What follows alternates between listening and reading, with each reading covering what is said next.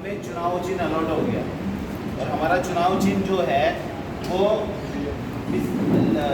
Electric pole है, street light है जो दे रहा हूँ बैनर का पे आपके पास ये सर नंबर पीछे खड़े हो, ये हमारा चुनाव चिन्ह है जी।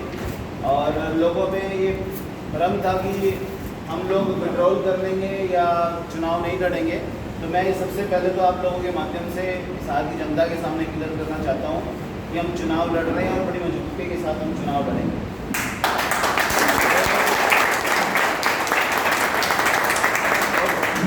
दूसरा मैं ये बताना चाहता हूँ आप लोगों को कि जिस तरीके से हिसार की राजनीति जिस तरफ जा रही है उसमें अब जो युवा साथी है, हमारे युवा पीढ़ी है, वो उसमें बदलाव चाहता है। युवा साथी चाहता है कि जो नई ऊर्जा, नई रोशनी के साथ हमारा हिसार का जो भी दायित्व संभाले, तो नई ऊर्जा और नई रोशनी के साथ संभाले। इसीलिए शायद भगवान ने हमारे को ये इलेक्ट्रिक पोल और ये स्ट्रीट लाइट का जो चुनाव चिन्ह दिया है वो इसीलिए दिया है कि हम नई ऊर्जा के साथ और रोशनी के साथ इस हिसार के लिए और हिसार के लोगों के लिए काम कर सकें। तो आप लोगों को कोई क्वेश्चन हो तो आप मेरे से कर सकते हैं। और मैं एक चीज़ और कहना चाहता हूँ कि जैसे सावित्री जिंदल जी चुनाव लड़ रही है, कमल गुप्ता जी भी चुनाव लड़ रहे हैं, गौतम सरदाना जी भी चुनाव लड़ रहे हैं, सब चुनाव लड़ रहे हैं अपना अपना, राणा जी भी चुनाव लड़ रहे हैं, मैं भी अपना चुनाव लड़ रहा हूँ। तो सब चुनाव लड़ रहे हैं, वो दोनों पार्टी से लड़ रहे हैं, कमल गुप्ता जी और राणा जी, और हम तीनों निर्दलीय लड़ रहे हैं। तो कुछ चीज़ें ऐसी है जो जनता के सामने हमने सच्चाई रखनी पड़ी। तो लेकिन वो कहीं ना कहीं मुझे लगता है वो जिंदल हाउस को कुछ अच्छा, उनके लोगों को अच्छा नहीं लगा, तो मेरे शब्दों को शायद उनको पसंद नहीं आया होगा। तो मैं उसके लिए एक ये कहना चाहता हूँ कि मैं कोई मेरी इंटेंशन नहीं है कोई इस तरह की कि मैं उनके लिए कोई ऐसे अपशब्द बोलूँ, मैंने अपशब्द कोई बोले भी नहीं है। जो सच्चाई है, जो जनता बोलती है, मैंने वही बात बोली है कि माता सावित्री जिंदल जी की अब उम्र हो गई है और वो कहीं ना कहीं जो बात बोलते हैं कि भाई हम हिसार की सेवा करना चाहते हैं, हिसार की सेवा करने के लिए यही बात मैंने बोली थी कि उनको और उनके परिवार को हिसार में रहना पड़ेगा, हिसार के लोगों के बीच में रहना पड़ेगा। तो ये बात सच है, सभी हिसार वासियों को, मेरी जनता को पता है कि मेरा एक ही घर है, सेक्टर 13 में मेरा घर है, सेक्टर 13 में मेरा ऑफिस है। मैं यहाँ पे ऑफिस में मिलूँगा या घर पे मिलूँगा, घर ऑफिस आमने सामने है मेरे दोनों चीज़। तो आने वाले समय में हिसार की जनता का जो सबसे बड़ा एक दिक्कत वाला काम है, जो हिसार की जनता समझती है कि जो भी विधायक बनता है, जिसको हिसार की जनता आशीर्वाद प्यार देती है, वो फिर कहीं दूर हो जाता है। तो ये एक बहुत बड़ा मुद्दा है हमारी हिसार की जनता के सामने। और मैं इसी मुद्दे के ऊपर ये बात कहना चाहता हूँ कि हमारे कोई बहुत बड़े मुद्दे या बहुत बड़े सपने नहीं दिखा के हम बात कर रहे, चुनाव में जा रहे, हम सिर्फ यही मुद्दे है कि हम 24 घंटे जनता के बीच में रहेंगे और 24 घंटे हम जनता की समस्याओं को सुन के उसका हल करने का पूरा प्रयास करेंगे। अगर समस्याओं को सुनेंगे नहीं, जानेंगे नहीं, तो उनका हल कैसे करेंगे? आप उनके बीच में होंगे नहीं, आपके बीच में कोई पीए होगा, आपके बीच में कोई बिचौलिया होगा, तो बहुत सारी चीज़ें हैं जो अपनी बात कुछ कहता है आदमी और आगे कुछ छोड़ जाती है। तो मेरे पास कोई ऐसा कोई सिस्टम नहीं है, ना मेरा कोई घर है, ना कोई मेरा महल है। मैं सिंपल आप लोगों के बीच में से, हिसार की जनता में से उन्हीं का भाई, उन्हीं का बच्चा चुनाव लड़ रहा हूँ और मेरा चुनाव चिन्ह आज आ गया है। और मैं एक प्रार्थना और करूँगा आप लोगों के माध्यम से। मेरे ऊपर जिंदल परिवार ने जितना प्रेशर पिछले 4 दिनों में बनाया है, मैं उनसे हाथ जोड़ के इस बात की प्रार्थना करता हूं कि मेरे पे और प्रेशर ना डालें, क्योंकि मैं और मेरे साथी भी पहले 2-3 बारी माता जी से आशीर्वाद लेने गए हैं हम सब लोग कि आप, और एक बारी फिर मेरे पिताजी भी मेरे साथ गए हैं और हमने उनको नॉमिनेशन से पहले ये बात बोली थी कि भाई आप अगर चुनाव लड़ते हो तो हम चुनाव नहीं लड़ेंगे। लेकिन उन्होंने हमें कोई जवाब नहीं दिया, 9 तारीख को भी नहीं दिया, 10 तारीख को भी नहीं दिया, 11 तारीख को भी कोई हमारे को जवाब नहीं दिया, 12 तारीख को उन्होंने हमारे से बिना पूछे अपना नॉमिनेशन कर दिया। और हमारी ये बात हो रखी थी हमारे सब साथियों की, मेरे पिताजी की, कि अगर आज भी सावित्री जिंदल जी मेरे को 12 तारीख को अपने नॉमिनेशन में साथ ले जाती है तो मैं सावित्री जिंदल जी का समर्थन करूँगा। लेकिन उन्होंने 12 तारीख को भी मुझे याद करने की कोशिश नहीं समझी। अब जब हम इतना आगे चुनाव आ गए हैं, इतने मेरे साथी, मेरे रिश्तेदार, मेरे सभी हिसार की जनता का जो मुझे प्यार मिल रहा है, हम चुनाव में इतनी आगे आ गए हैं कि अब हमारी भी एक आत्म सम्मान है, हमारा भी, हमारे लोगों का, हमारे साथियों का, हमारे रिश्तेदारों का, सबका एक आत्म सम्मान है। और हिसार की जनता भी यही कहती है कि माता जी को अब तरुण को आशीर्वाद देना चाहिए और तरुण जैन को ही आगे बढ़ाना चाहिए। मैं उनसे भी यही प्रार्थना करता हूँ कि मैं भी उन्हीं का बच्चा हूँ और मुझे आशीर्वाद दे और आगे बढ़ते हुए आशीर्वाद दे। जो ओम प्रकाश जिंदल जी बाबू जी के जो सपने हैं, हम उनको पूरा करने का भरसक प्रयास करेंगे, क्योंकि सावित्री जिंदल जी 10 साल मंत्री रही, 10 साल कमल गुप्ता जी मंत्री रहे। आप अगर बात करें अर्बन स्टेट की, तो 20 साल पहले भी अर्बन स्टेट में बारिशों के टाइम में उतना ही पानी भरता था जितना आज भरता है। क्लोथ मार्केट के पास भी आज उतना ही पानी 20 साल पहले भरता था जितना आज भरता है। फुआरा चौक में भी आज उतना ही पानी भरता है जितना 20 साल पहले भरता था। आज भी उतना ही गंदगी के ढेर शहर में जितना 20 साल पहले थे। आज भी वही समस्याएं हैं सीवरेज की, पानी की, जो 20 साल पहले थी।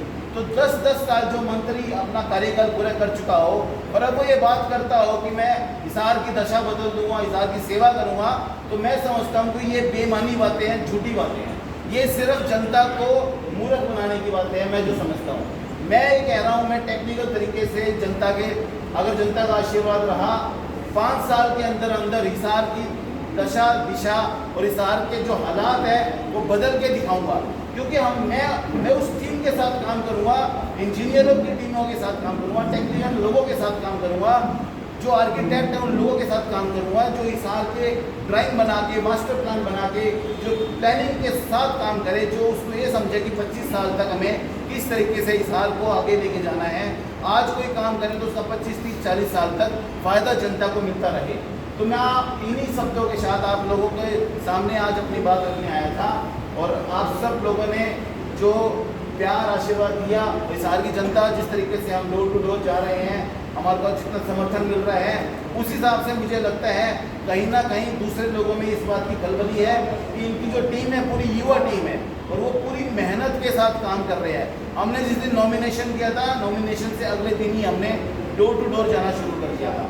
हम लोगों के बीच में जा रहे हैं, लोगों से बातचीत कर रहे हैं, लोगों के दुख दर्द समझ रहे हैं और जब 5 तारीख को लोगों का आशीर्वाद मिलेगा और उसका रिजल्ट जब 8 अक्टूबर को आएगा, तो 9 अक्टूबर से हम अपनी पूरी टीम के साथ, पूरी टेक्निकल टीम के साथ जनता के बीच में होंगे, ना कि हम कहीं दिल्ली अपने महल में या बॉम्बे अपने महल में या किसी हेलीकॉप्टर में, हवाई जहाज में। इस तरह की कोई हमारी मंशा नहीं है, सोच नहीं है और ना इस तरह का हमारा कोई बिजनेस है, ना हम इस तरह के लोग हैं।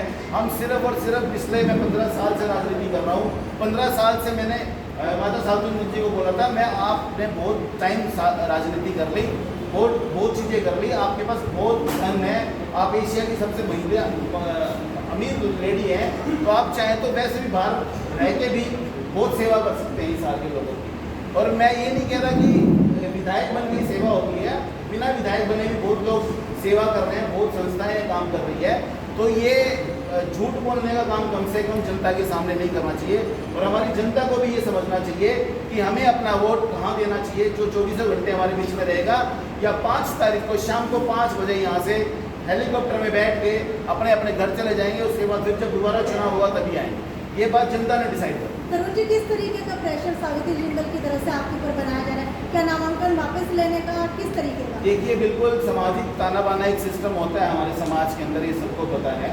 तो सामाजिक ताना बाना कहीं ना कहीं हम एक दूसरे से जुड़े हुए हैं। मैं भी जिंदल हाउस से जुड़ा हुआ हूँ, कोई ऐसी बात नहीं है। हमारे रिश्तेदार और सब है, तो कहीं ना कहीं सबका पिछले 3-4 दिनों से एक प्रेशर है कि भाई तरुण, आपके आगे भविष्य की बहुत राजनीति है, आप माता जी को चुनाव का समर्थन दें। तो मैंने भी एक ही बात बोली थी, मैं माता जी को चुनाव से पहले 4 बार समर्थन खुद देने गया था। उन्होंने एक बार भी मुझे चुनाव नॉमिनेशन वाले दिन याद नहीं किया, बुलाया नहीं। अगर वो बुलाती तो मेरी सारी टीम, मेरे पापा, मेरे रिश्तेदार सब बैठे यहाँ पर, ये इस बात का गवाह है कि हमने पहले से सोच रखा था अगर 12 तारीख को वो चुनाव का पर्चा भरती है तो हम उनके, अगर वो बुलाएंगे तो हम साथ जाएंगे। इससे पहले आपकी कभी बात हुई है कि सावित्री जिंदल आपको सपोर्ट करेंगी इलेक्शन में? कई बार बात हुई है, एक बार बात नहीं हुई है। जब 10 तारीख को नॉमिनेशन किया मैंने, उससे पहले कई बार बात हुई है और 9 तारीख को सुबह 9 बजे भी मैं उनसे मिल के आया।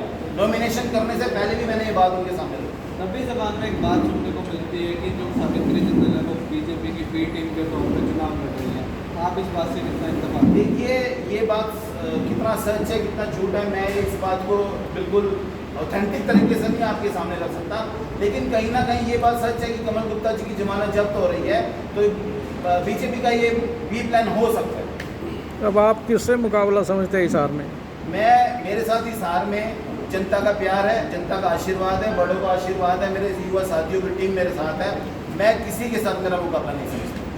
फिर बीइंग एन इंडिपेंडेंट कैंडिडेट कितना डिफिकल्ट होगा आपके लिए ये इलेक्शन जीत पाना, क्योंकि बड़ा घराना जब जिंदल परिवार आपके सामने है, जिंदल देखिए वो डराडा परिवार है, इसमें कोई शक नहीं है, आप जो बात बोल रहे हैं बिल्कुल सही बोल रहे हैं, वो सारे हथकंडे अपनाएंगे, मुझे मालूम है इस बात का, और चुनाव आयोग भी हमारे साथ कहीं ना कहीं पार्शलिटी कर रहा है। हमारी सारी परमिशन हमारे को पहले दे दी गई थी होल्डिंग लगाने की, 4 घंटे बाद हमारी सारी परमिशन कैंसिल कर दी गई, आज तक हमारी कुछ परमिशन है जो उन्होंने नहीं दी है, तो कहीं ना कहीं कुछ चीज़ें ऐसी हो रही है, और हमने बहुत बार कोशिश करी है कि चुनाव आयोग अपना जो काम है निष्पक्ष करे, लेकिन मुझे नहीं लगता कहीं ना कहीं हमारे साथ पार्शलिटी होगी।